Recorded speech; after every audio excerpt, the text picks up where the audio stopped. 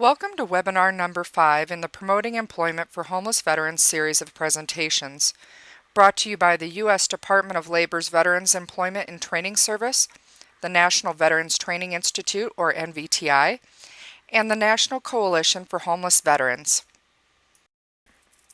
In the past 3 webinars, we've focused on strategies and tools for assisting homeless veterans in neutralizing the barriers that stand between them and stable, rewarding employment. In this webinar, we'll introduce employer engagement strategies and tools that local veterans employment representatives and other business or employer outreach staff at an American Job Center or AJC can use to uncover employment opportunities for our homeless clients.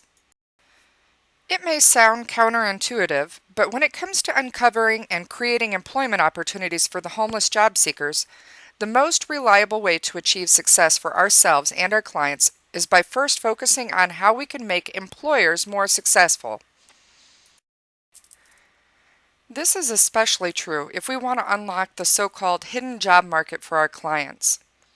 A large percentage of people are hired for positions that are never formally advertised. The first choice of many hiring decision makers is to interview or select from among job candidates who have been referred to them by people they trust.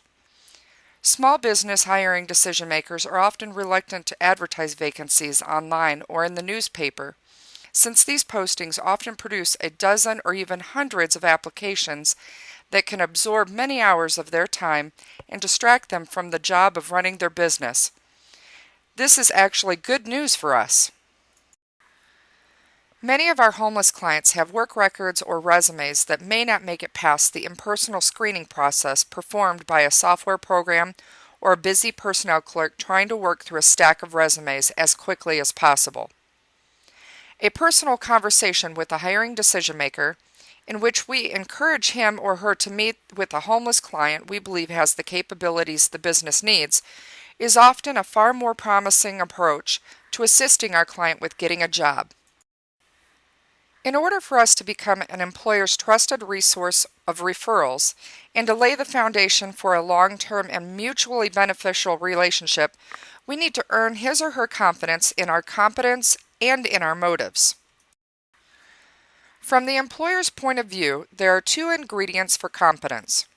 First, our ability to identify the employee's skills, attitudes, and aptitudes that the business or organization requires in order to be successful. Second, our ability, aided by our AJC colleagues, to accurately identify the clients who possess those needed capabilities.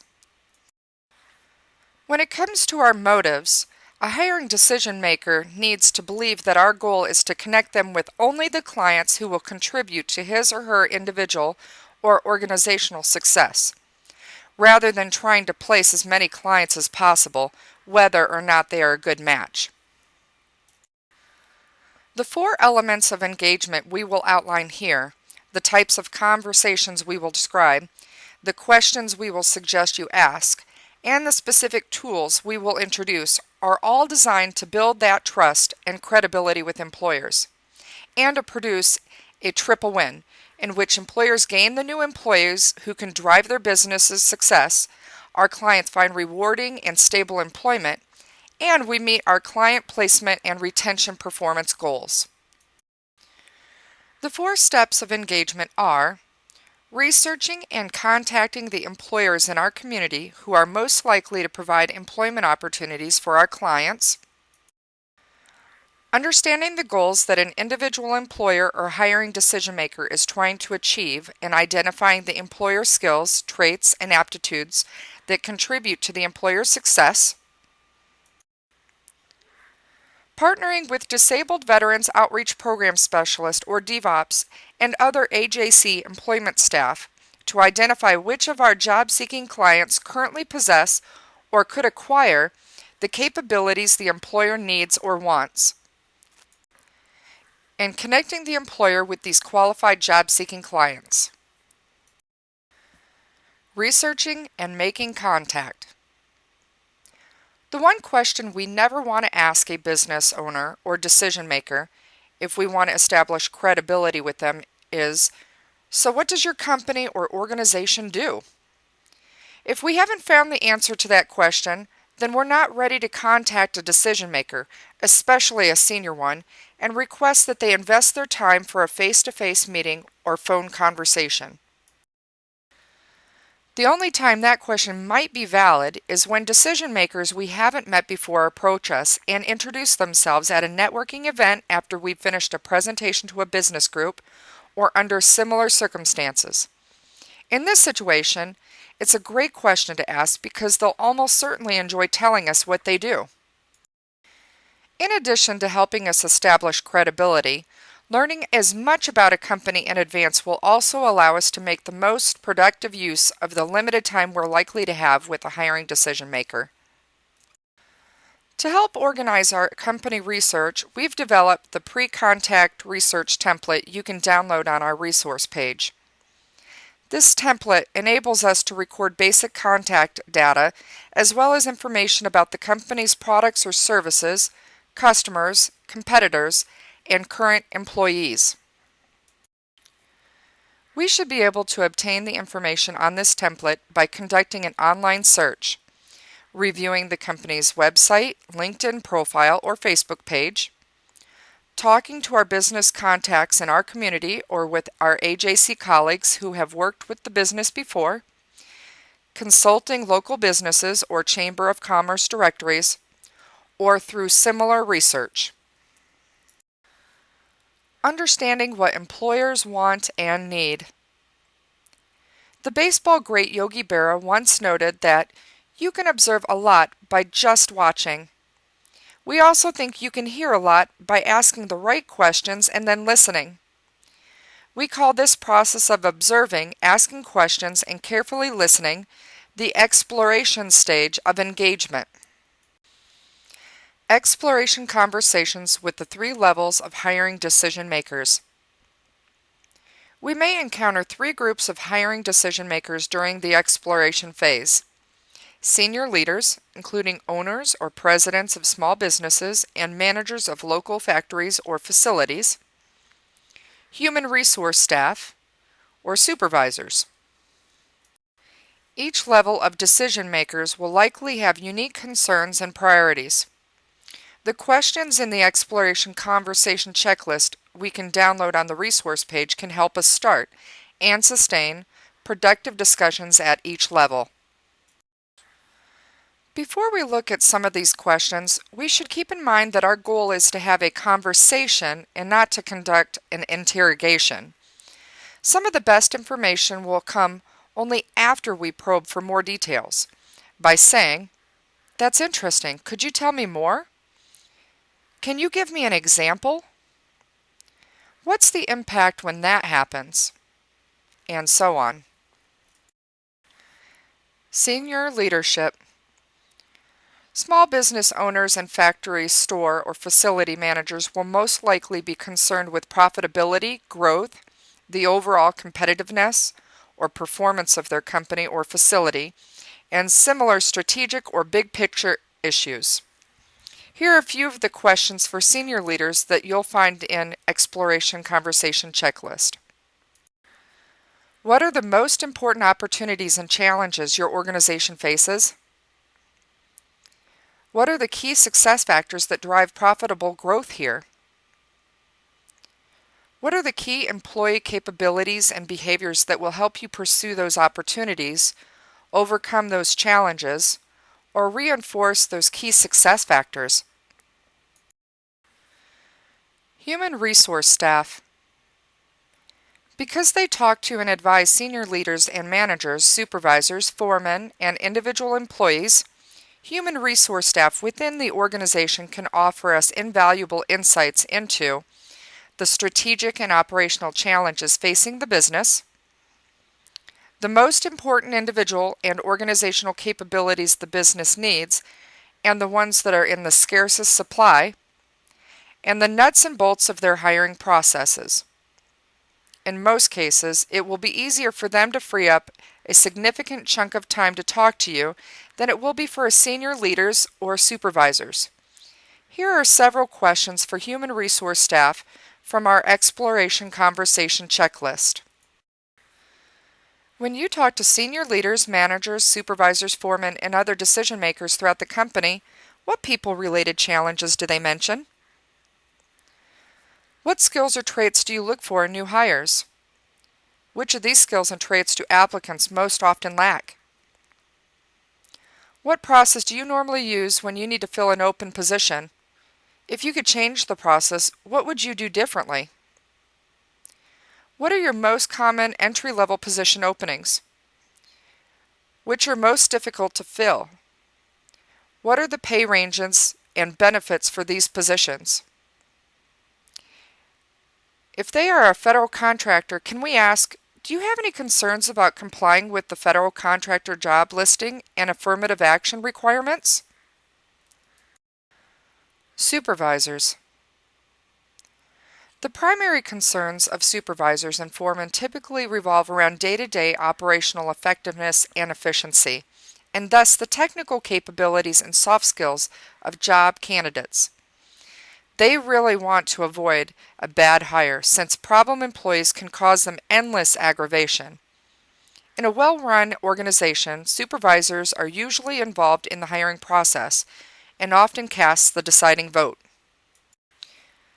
Here are some of the questions for supervisors or foremen that you'll find in the Exploration Conversation checklist. Tell me a little about the work that's done in your department. If you had to pick the 4 or 5 most important tasks that are performed here, what would they be? If you had to pick the 4 or 5 most difficult, confusing, or unpleasant tasks, which would they be? Is turnover a problem?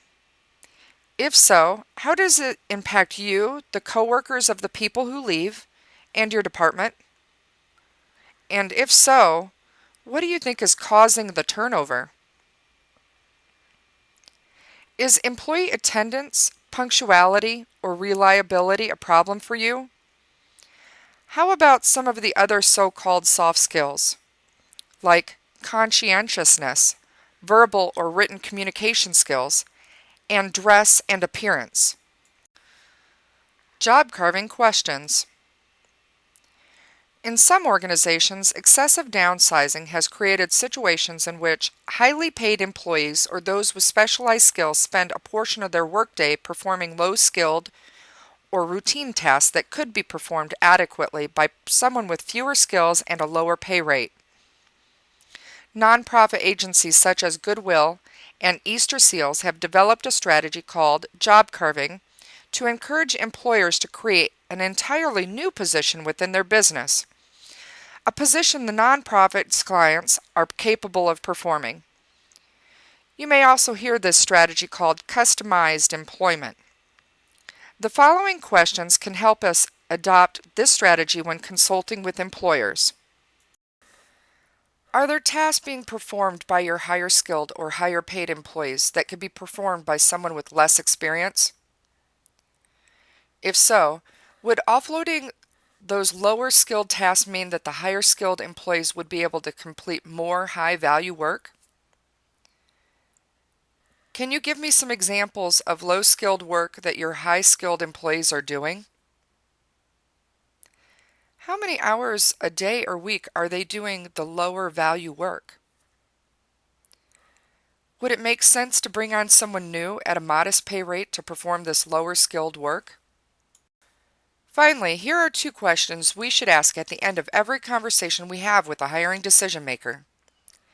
Is there anything I haven't asked about that you think I should know? What questions do you have for me?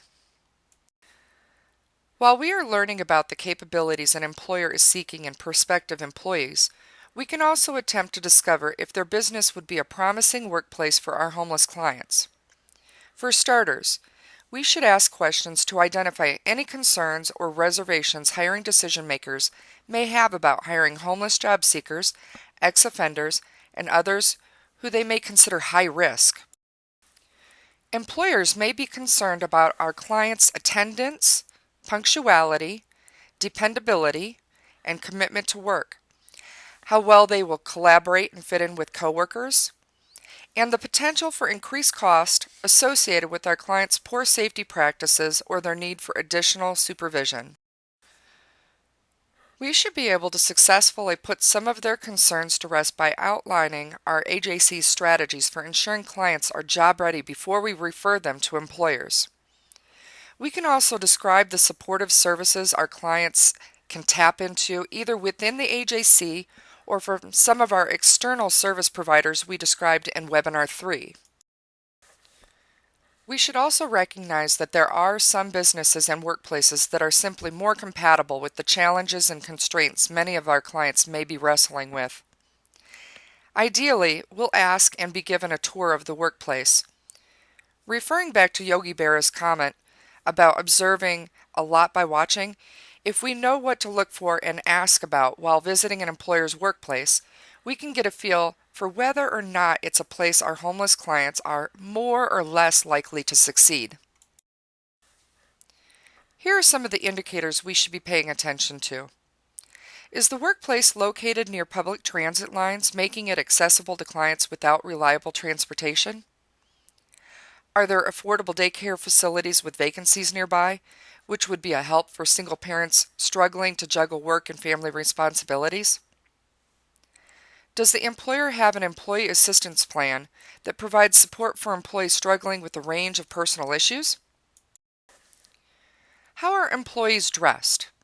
How much interaction do they have with the customer or the public? Are there parts of the business, back offices, loading docks, service bays, repair shops, or so on, where a polished personal appearance or refined social or interpersonal skill may not be a critical prerequisite? Are there certain positions or jobs within the company that can accommodate a degree of flexibility on the part of employees when it comes to attendance? For example, if our client needs to come in late or leave early several days a month to meet with a parole officer, mental health counselor, or medical care provider, can a supervisor flex an employee's schedule without disrupting operations? If we have a strong working relationship with an employer, we might be able to take a more proactive role and assist with the job analysis. We've included the Office of Personnel Management's job analysis methodology on our resource page, which describes the process of identifying the tasks that comprise a particular position within an organization and provides worksheets for recording what we discovered during this process. Identifying our AJC's clients with the most relevant capabilities.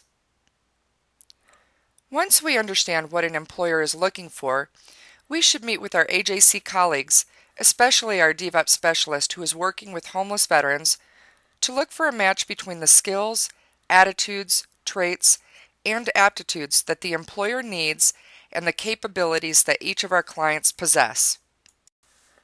By describing the challenges a specific business or operating department faces and the work environment an employee can expect to find there, we can help the client, DVOP specialist, and other employment staff working with job-seeking veterans to more accurately assess the veteran's strengths, assets, and barriers to employment relative to that specific employer and position. Develop a more targeted individual development or individual employment plan with the job-seeking veteran that addresses relevant employment barriers. The client and the DVOP specialist will be able to more accurately identify the additional coaching, workshops, formal training, or assistance from outside agencies that will best prepare the veteran for the particular employment opportunity we have discovered. Have better productive and supportive tough issues conversations with the client about behavioral issues, including substance use, personal hygiene, personal appearance, anger issues, punctuality, and reliability. More accurately and more completely analyze the client's previous military and civilian experience to identify the most relevant capabilities they have and the contributions they can make to the employer. Develop more targeted cover letters and resumes, and to prepare more successfully for interviews. Connecting employers with qualified clients. Once we believe we've identified one or more clients with the skills and attitudes that will benefit an employer, we should try to facilitate a meeting between the clients and the relevant hiring decision makers.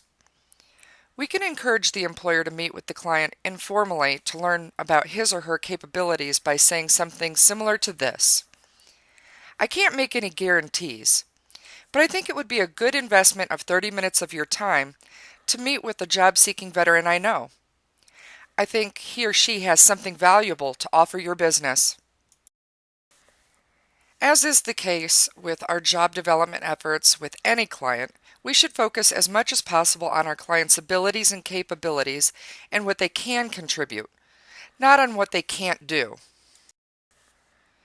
If our client is missing a capability the employer considers essential, we may need to suggest to employers how they might adapt the anticipated job or position to leverage our client's strengths and minimize the negative impact of any gaps in their skill set. If it's available during this stage of the process, we can also provide the information on our resource page about the Work Opportunity Tax Credit. Finally, this may also be a good time to educate the employer about the range of services our AJC provides, which can make it easier for hiring decision makers to assess, select, and hire clients. Many employers and small businesses are not aware of all the services we provide, including those which benefit them most. We've included a worksheet we can use to calculate the value, in terms of both the dollars and the number of hours of work a hiring decision maker might save by taking advantage of these services. Resources. Now let's preview some of the materials we've either posted or linked on our resource page. The Job Development Essentials Manual, created by Private Public Ventures, presents more details on the nuts and bolts of job development than we've had time to present here. The Institute for Community Inclusion's When Existing Jobs Don't Fit, a Guide to Job Creation, provides a good overview of job carving and adapting current positions to leverage the strengths of clients. Several years ago, the U.S. Department of Housing and Urban Development produced an employment lecture series, and we've included 2 documents HUD produced for lecture number 6, titled Homelessness and Hiring: Employer Perspectives. These documents supply insights into what's going through employers' minds when they're considering hiring the homeless. The National Coalition for Homeless Veterans research brief on the individual placement and support model links to an evaluation of programs that achieve an impressive 55 to 60% placement rate in competitive employment for clients wrestling with mental health issues. The Heartland Alliance's employment program models for people experiencing homelessness, different approaches to program structure, describes the basics of several approaches to promoting homeless employment that may exist in your community, including transitional jobs, customized employment, and alternative staffing agencies. If you sense that an employer is concerned or confused about issues related to physical or cognitive disabilities, follow the links to the Job Accommodation Network's documents. These will help an employer understand how reasonable accommodations can enable an employee with one or more disabilities to make the maximum contribution to the organization he or she works for. Finally, the National Transitional Jobs Network has developed an employer engagement toolkit with examples of marketing materials and talking points we might adapt to generate interest in employing our homeless clients. We'll close this webinar by explaining how you can submit questions you may have. If you scroll down the web page in which you're watching this presentation, you'll see a link labeled Questions and Answers. By clicking on the link, you'll be able to submit a question about anything we've covered today or about issues related to homeless veterans that you'd like us to address in upcoming webinars. We will research the answers to your questions and post it on the Questions and Answers page as quickly as possible. In Webinar 7, we'll take another look at many of the principles we've covered here from the perspective of the individual job seeker. But in our next webinar, we will discuss how to leverage job-driven training. So be on the lookout for an email from the National Veterans Training Institute alerting you to the release of webinar number 6.